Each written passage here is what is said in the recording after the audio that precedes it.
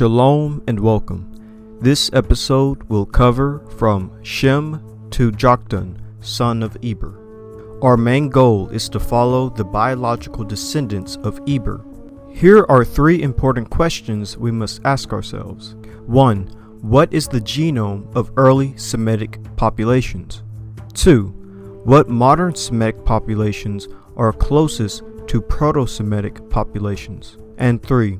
What ancient and modern Semitic populations is closest to Abraham? To answer these questions, let's read the scriptures. Unto Shem also, the father of all the children of Eber, the brother of Japheth the elder, even to him were children born. The children of Shem, Elam and Asher and Arphaxad and Lud and Aram, and the children of Aram, Uz and Hul and Gether and Mash. And Arphaxad begat Salah, and Salah begat Eber. And unto Eber were born two sons. The name of one was Peleg, for in his days was the earth divided, and his brother's name was Joktan. And Joktan begat Almodad and Sheleph, and Hazar-Maveth and Jerah, and Hadoram, and Uzal, and Diklah, and Obal, and Abimael, and Sheba, and Ophir, and Havilah, and Jobab. All these were the sons of Joktan. And their dwelling was from Mesha, as thou goest unto Sephar, a mount of the east. These are the sons of Shem, after their families, after their tongues, in their lands, after their nations. Our focus will be on Joktan, son of Eber, since he is the brother of Peleg, whom Abraham will descend from. This makes Joktan and his sons and their descendants the closest ancient and ethnic relatives to Abraham, since Joktan existed a few generations before Abraham's birth. Therefore, this makes Joktan the prime example and best population to study. Therefore, let's begin. So where did Joktan and his descendants settle? According to Genesis chapter 10 verse 30, Joktan's descendants settled from Mesha to Sephar. And unto Eber were born two sons. The name of one was Peleg, for in his days was the earth divided, and his brother's name was Joktan. And Joktan begat Almodad and Sheleph, and Hazar-Maveth and Jerah, and Hadoram, and Uzal, and Diklah, and Obal, and Abimael, and Sheba, and Ophir, and Havilah, and Jobab. All these were the sons of Joktan. And their dwelling was from Mesha, as thou goest unto Sephar, a mount of the east. Joktan's descendants settled from Mesha to Sephar. Where is Mesha? King Mesha was a king of Moab in the 9th century BCE, known most famously for having the Mesha Stele inscribed and erected at Dibon. The Mesha Stele named after the Moabite king who erected it.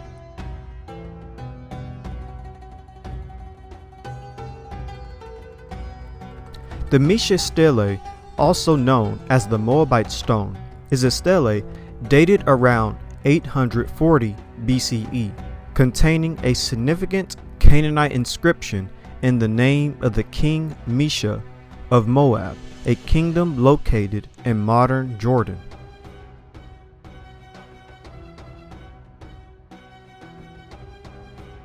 According to the paper titled House of David, restored in Moabite inscription, it reads, the Mesha Stele claims a 9th century BCE victory for the Moabite king Mesha over the Israelites. Mesha says he conquered Israelite territory east of the Jordan and humiliated the tribe of Gad.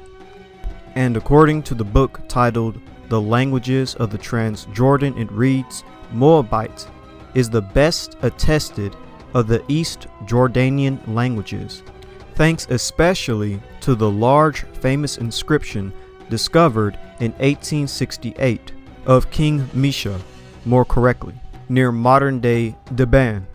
It was erected about 835 BCE to commemorate the liberation of Moab from the Israelite rule with the help of his god Chemosh, the national god of the Moabites, and the dedication of a mountain sanctuary as a sign of thanksgiving to his God.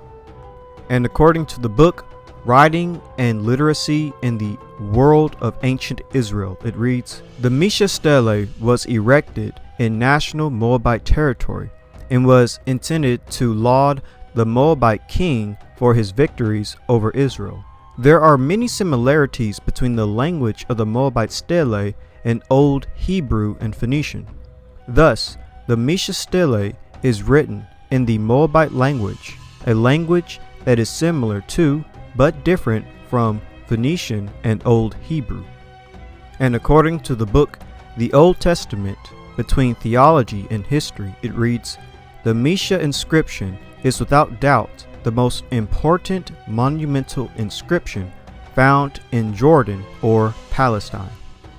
Mesha is located in Moab, modern-day Jordan, but Joktan descendants settled from Mesha to Sephar. Where is Sephar? Zafar is an ancient Himmerite site situated in Yemen.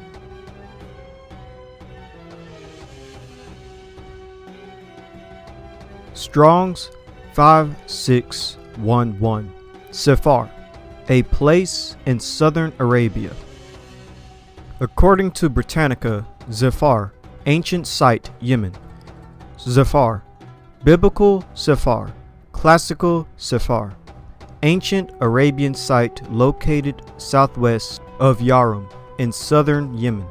According to the Biblical Encyclopedia by A.S. Fulton, it reads, Sephar, as the eastern limit of the territory of the sons of Yoktan or Joktan, from the similarity between the names of most of Yoktan's sons and the names of South Arabian towns or districts, it can hardly be doubted that Sephar is represented by the Arabic Qahtan.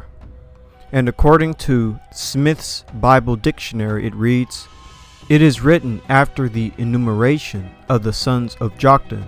The Joktanites occupied the southwestern portion of the peninsula of Arabia.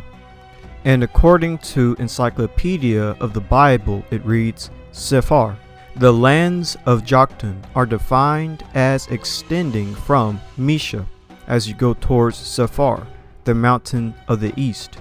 Since the two related sites with plausible identifications, i.e. Hazarmoth and Sheba, are in South Arabia, Arabian sites are usually suggested.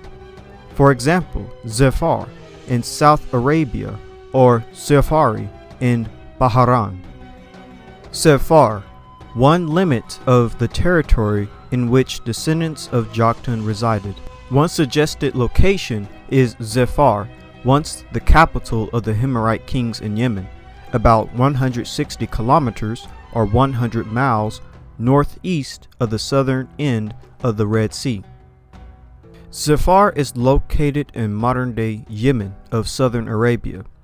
Joktan descendants settled from Mesha to Zafar, or basically from the Jordan to Yemen, or from the Levant to southern Arabia. This is very interesting because I covered how Semites have their origins in the Levant and that Shem likely settled the Levant after the flood. Now we see with Joktan's descendants, they settled from Mesha, which is in Moab, modern-day Jordan, the Levant. This actually confirms that there was Semites in the Levant before Abraham arrived because Joktan and his descendants are many generations before Abraham was born. Now the second interesting detail about Joktan's descendants settling from Mesha to Sephar is that this is basically telling you where Joktan came from and went to. If Joktan's descendants settled from Mesha, which is Moab, modern-day Jordan in the Levant, to Sephar, modern-day Yemen in southern Arabia, this means Joktan, son of Eber, likely had his origins in the Levant and his descendants migrated from Mesha in the Jordan to Sephar in Yemen. Joktan's migration fits perfectly with migration of Proto-Semitic populations in the Levant moving into the Arabian Peninsula and Yemen and even the Horn of Africa. This shows us two things. According to the paper titled Bayesian phylogenetic analysis of Semitic languages identifies an early Bronze Age origin of Semitic in the Near East. It reads, within South Semitic, the early emergence of a South Arabian lineage between approximately 3,300 and 6,250 YBP may reflect an early Bronze Age expansion of Semitic from the Levant southward to the Arabian Desert. The recurrent spread of early Semitic peoples and their languages into the steppe and desert lands of the Arabian Peninsula, combined with biblical testimony on early Hebrew subsistence, led us to propose that the earliest West Semitic society may have had a largely pastoralist economy, particularly adapted to such conditions. So as we can see from the chart of the actual paper, the Bayesian phylogenetic analysis of Semitic languages identifies an early Bronze Age origin of Semitic in the Near East. It actually shows us Semites migrating from the Levant into the Arabian Peninsula, and this oddly fits with the migration of Joktan's descendants from Mesha in the Levant of the Jordan into the Arabian Peninsula all the way to Yemen and Sephar, and then eventually these Qahtanites would even migrate into the Horn of Africa. Therefore, following the origin of Semitic languages and the homeland of Semites in the Levant and their migration patterns actually reflects biblical history. So both the archaeology and biblical testimony seems to line up. Here is a quick video that actually shows the migration of Semites from their homeland in the Levant into the Arabian Peninsula, which again fits perfectly with the Qahtanites migrating from the Levant into the Arabian Peninsula.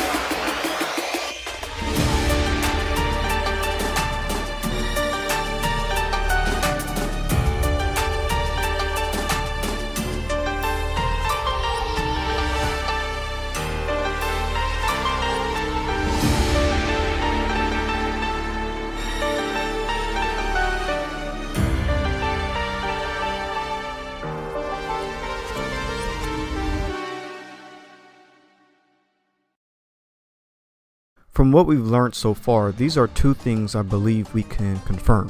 1. Semites likely have their origins in the Levant, and 2. Joktan and his descendants seem to represent ancient Arabian populations before the birth of Ishmael. With that being said, let's learn about Joktan and his descendants. Who are Joktanites? There is an Arab tribe that Joktan was the progenitor of all the purest tribes of southern Arabia. Joktan has been identified with Qahtan, the ancestral figure of Qahtanites, in traditional Arab genealogy. 3 of Joktan's descendants have connections to South Arabia. Sheba is identified with the ancient South Arabian kingdom of Saba. Hazarmaveth has been identified with the southern Arabian region of Hadramaut, and according to various biblical dictionaries, the name Hazarmeth means court of death, which reflects a meaning similar to the Arabic folk etymologies of the region. Hadoram, according to Rabbi Arya Kaplan, is interpreted as denoting the south, and it was a fortress to the south of Yemen's Siena. The terms Qahtanite and Qahtanite refer to Arabs who originate from South Arabia. The term Qahtan is mentioned in multiple ancient Arabian inscriptions found in Yemen. Arab traditions believe that they are the original Arabs. According to Britannica, people of Arabia ethnic groups According to tradition, Arabs are descendant from a southern Arabian ancestor, Qahtan, forebearer of the pure or genuine Arabs, and a northern Arabian ancestor, Adnan, forebearer of the Arabized Arabs. According to Bible dictionaries, Easton's Bible Dictionary, it reads, Joktan, the second of the two sons of Eber. There is an Arab tradition that Joktan was the progenitor of all the purest tribes of central and southern Arabia. According to Encyclopedia of the Bible, Joktan, a son of Eber and a brother of Peleg, and from whom 13 tribes of Arabia sprang. It is said that his descendants lived from Mesha to Sephar. It is apparent that he was the ancestor of the older Arabian tribes. Joktan, a descendant of Eber, brother of Peleg, and father of 13 sons. The names of some of Joktan's descendants appear to have survived at various places in South and Southwest Arabia. It has been suggested that Joktan was the progenitor of the original peoples of Arabia, as distinguished from the tribes descended from the sons of Abraham by Hagar and Keturah. According to ATS Bible Dictionary, it reads, Joktan, son of Eber, and by him connected with the Hebrews and other Semitic families. He is believed to be the Qahtan or Yoktan, to whom Arabian writers trace their purest and most ancient genealogies. Joktan, also known as Yoktan, Qahtan, and Qahtan. Joktan's descendants are called Joktanites. There is an Arab tradition that Joktan was the ancestor and progenitor of all the purest Arabian tribes of central and southern Arabia. Joktan in Arabic literature bears the name Qahtan. Joktan is described as the ancestor of several South Arabian tribes. In accordance to this statement, Arab genealogists hold Qahtan to be the first king of Yemen, and his son and successor, Yarub, the first person who spoke Arabic. This is but the legendary form of the tradition that Qahtan was the progenitor of the southern Arabs or Arabs proper. While the Ishmaelite Arabs were originally of non-Arab stock, but pretending to be Arabs, they adopted Arab customs and intermarried with genuine Arabs, being therefore called Musta-Arabs. Another son of Qahtan was called Jarum, immigrated to northwest Arabia and founded a kingdom in the Hejaz. This tradition was probably invented at a later date in order to establish a close relationship between the northern and the southern Arabs, because it is added that Ishmael married a woman of the tribe of Jarum and became a member thereof. According to the book Antiquities, Biography, Geography, and Natural History, it reads, if the traditions of Qahtan be rejected, they are, it must be remembered, immaterial to the fact that the peoples called by the Arabs descendants of Qahtan are certainly Joktanites. His son's colonization of southern Arabia is proved by indistinguishable and indisputed identifications in the great kingdoms which there existed for many ages before our era, and in later days was renowned in the world of classical antiquity, was as surely Joktanite. And according to the book Biography of the Prophets, it reads, as for the Arabs of the Arabah, they were the Arabs of Yemen, from the descendants of Qahtan. And according to the book titled Arabs in the Shadow of Israel, it reads, the common view popularized by medieval Arab genealogists is that they originated in the southern part of the Arabian Peninsula and then moved northward. This view is largely based on the claim of Muslim Arab historians that their oldest ancestor is Qahtan, whom they identify as the biblical Joktan in Genesis chapter 10, verse 25 through 26. It is fairly well known that Arab genealogists divided the Arabians into two ethnic stocks, the Arabian Arabs and the Arabized Arabs. The Arabian Arabs, according to this division, are the South Arabian stock associated with the Yemenites. They are descendant from Joktan, the form of the original stock. Genesis chapter 10 verse 25 through 26. So Joktanites, also known as Qahtan, Yoktan, or Qahtan, are the pure or original Arabians. Joktanites were in Arabia before Ishmael, and Arabs of Ishmael were Arabicized. Basically, Joktanites are like true Arabians, an older population. The Joktanites also seem to have settled mostly in Yemen. All of this information is great because it leads us to our next question. 1. Genetically, who are the purest and oldest Arabians? What is their haplogroup? And 2. What is the Arabian genome? What makes up their autosomal DNA? And 3. What ancient population do Arabians descend from? According to the paper titled The Genomic History of the Middle East, Arabians and Bedouins are positioned close to ancient Levantines.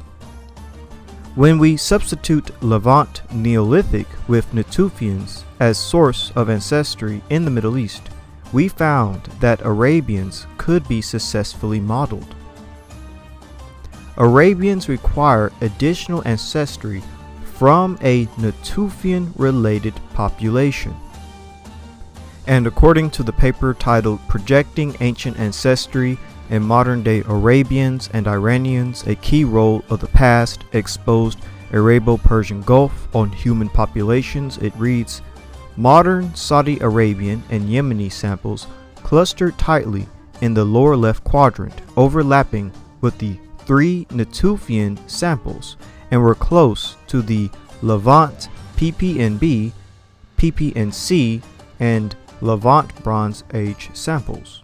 The ancient population that Arabians, Bedouins, and Yemenis are closest to are Natufians.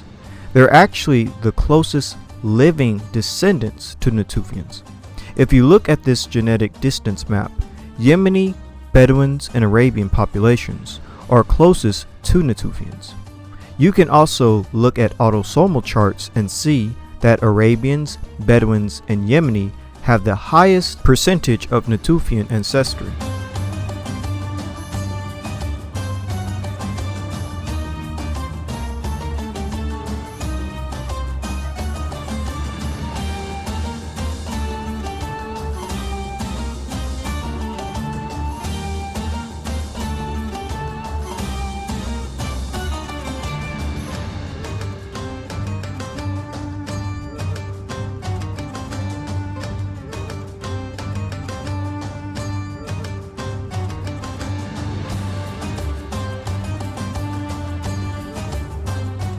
Also, when you take a look at Natufian genetic ancestry maps, it's higher in Arabia and expands outwards.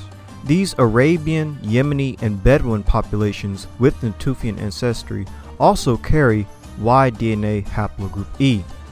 According to DNA consultants, 3 of the individuals had Y chromosomes belonging to haplogroup E1B1, which likely originated in East Africa and is also found in early Neolithic farmers from Jordan. Natufian genomes also show similarity to modern-day populations in Saudi Arabia, as well as the Bedouin nomadic peoples of the Arabian Peninsula. And according to the paper titled Carriers of Mitochondrial DNA, Microhaplogroup L3 Basal Lineages migrated back to Africa from Asia around 70,000 years ago, it reads, curiously, ancestral E lineages have been detected in the Arabian Peninsula and the Levant. And according to the article EUpedia titled Haplogroup E1B1b, it reads, E-M34 lineages experience a much more dramatic expansion during the Chalcolithic Copper Age period. Also downstream of CTS1096, the Y14891 and Z21018 clades are typically found among people of Jewish ancestry, while PF6391 and Z21421 are found in the Levant, Syria, Lebanon, Palestine, Jordan, and the Arabian Peninsula.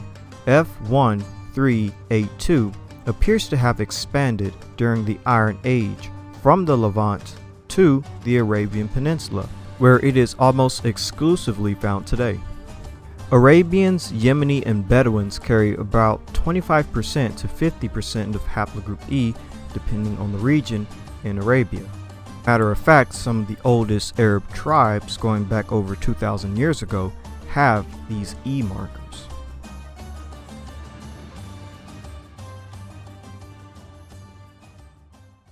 There's also the E haplogroup.